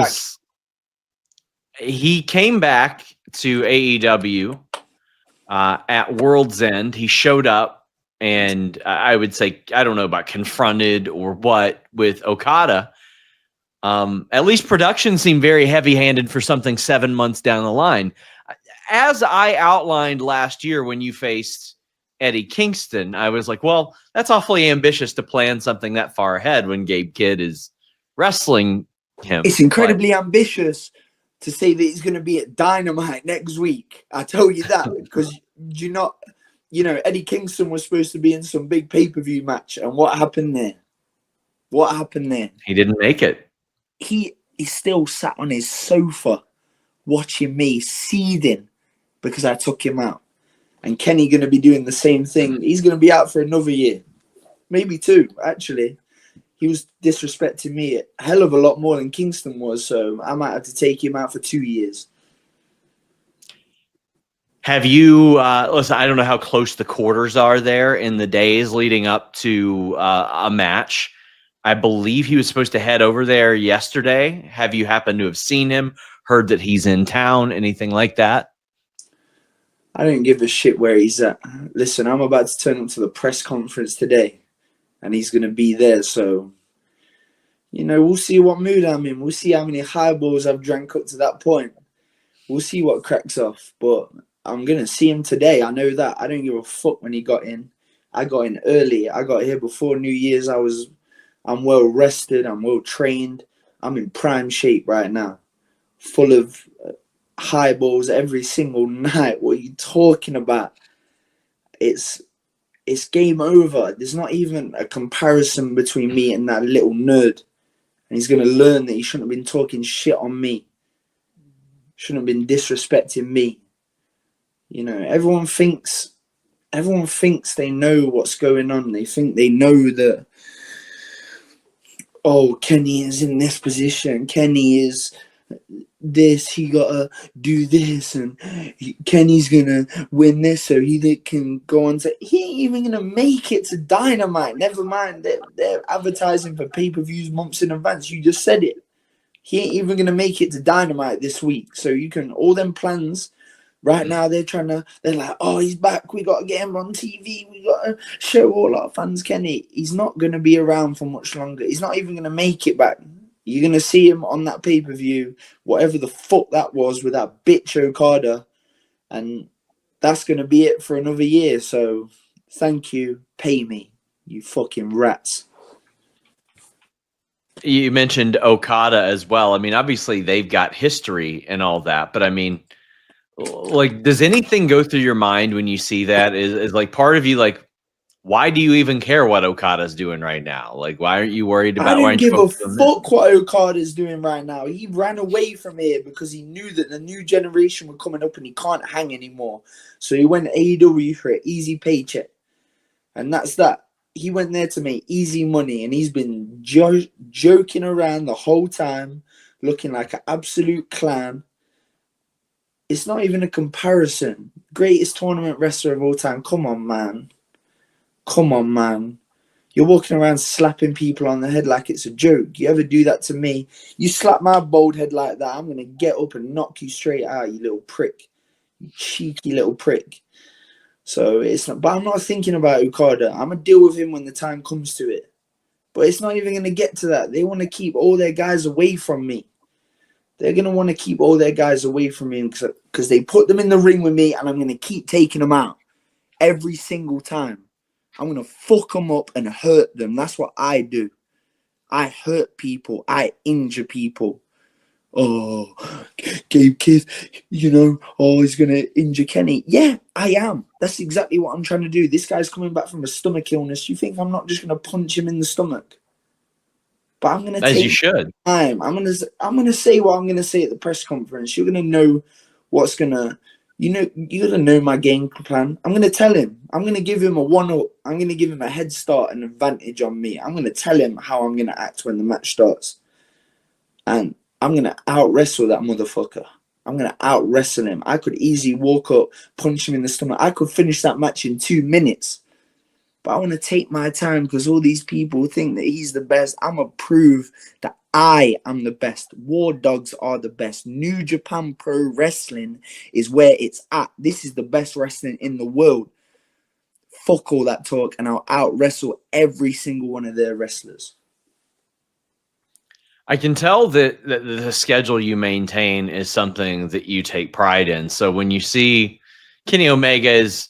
I think he had about a year-long absence a couple of years ago to recover from some injuries. He had a year-long absence now. How do you look at those? And, like, is it a thing where you think his best days are behind him, or do you think you might get the best Kenny Omega this weekend? Mate, he's 41 years old, and he's been out for a year. If you think he's coming anywhere close to me tomorrow, it's not even tomorrow, 2 days from now, You think he's coming anywhere close? He's not going to touch me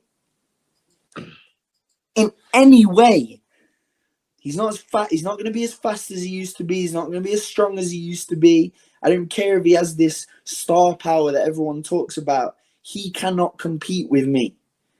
He is a little bitch who took a time out from a stomach illness, and I'm going to make him pay. He wanted to talk shit, and he wanted to come back here because he knows this is the best shit. This is the guy that founded that company, one of the co-founders of that company. And he realized he fucked up, and now he wants to come back like it's all cool. Nah, this is my territory now. You had already left before I even joined the dojo. You didn't see New Japan during the pandemic. You went in Korakuen when there were like 400 people there. You didn't, this is the thing. Like, people don't understand when I say during COVID, I was in the dojo doing 1,000 squats every day on my ones. It was me, the coach. That was it. There were no other lions in the dojo doing that work. I was doing that shit. So if you think now that the world's back to normal, that I'm just going to forget about that and let that. And furthermore, I lost my mind. People don't understand that. I was in a psychiatric ward. People were drinking their own piss. There were fights every day. I got in a couple scraps with the staff. It's where mentally ill people go, and I was in there. So now you put me in the co-main event of the Tokyo Dome. If you think I'm not taking this shit for myself and for what I believe in, then you're fucked up. And Kenny's fucked up. All them AEW pussies are fucked up. All of them. They think this is just another wrestling. They think this is a big wrestling match in the Tokyo Dome. Nah, this is me protecting my shit. This is about me. This is, when I think about this match, I think about those times when I was in the dojo, I wanted to take my own life. Real shit. When you can't see an out of something, and now it is back and it's being rebuilt, and people want to try and piss on us. People want to try and take the piss out of us. Fuck that. This is my life. This is more connection than Shota can say what he wants, or you just copy everyone. He copies everyone. This is real to me. This is real. Nothing realer than this. This is about me. This is about making all that shit worth it.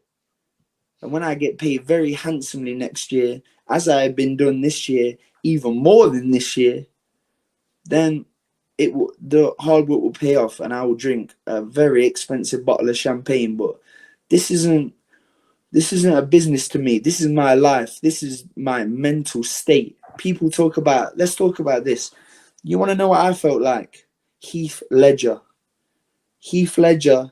lost his life because he got lost in his art. He dedicated himself so much to his art, and he lost his mind in it. That was me. I couldn't differentiate the guy and the wrestler, and I still fucking can't, because I put too much into this, so much into this, nearly lost my life twice. You can't tell me that this is a business, a job.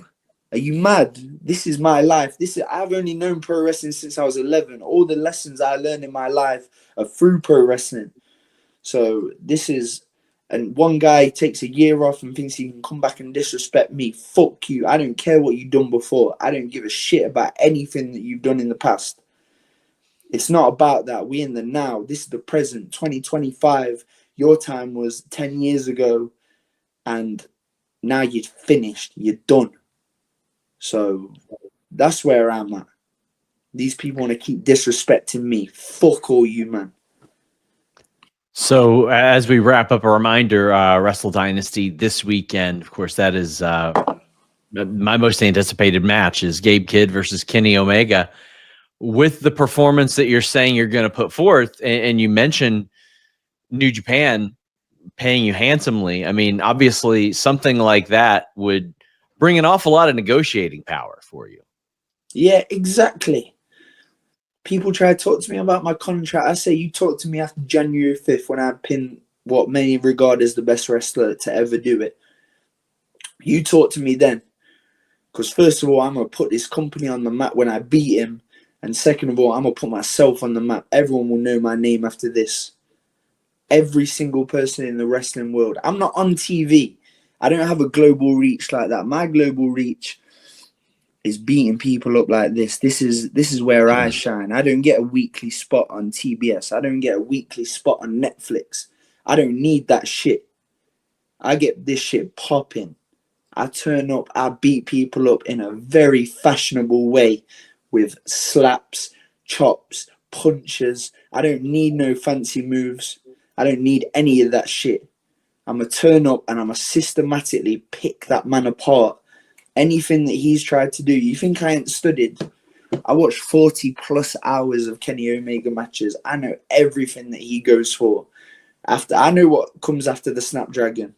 I know when he's going to go for the One-Winged Angel, Croyd's Wrath, all of that shit. I know that shit. So if you think he's going to beat me, it's done. You can watch all my matches. Every single one of my matches are different. You can't study for me. It's a different game plan every day. How I'm feeling on the day I turn up and I decide what I'm going to do. And you cannot prepare for the beating that I'm going to put on this man, this broken, fragile little piece of shit. He's not even Kenny to me. That little Tyson is going to know that I'm going to be fucking his life up. He's going to be thinking about the hospital when he had that little wristband on his wrist and it says Tyson. He's going to be remembering that while I'm beating the shit out of him in the Tokyo Dome. He's not going to get a chance to feel that Japanese energy because he's going to get his head caved in by me. And I'll happily put him out. I'll happily put anyone out. And that's real. Gabe Kidd takes on Kenny Omega this weekend at Wrestle Dynasty. I wish you luck, Gabe. I appreciate not just your time. Don't need it.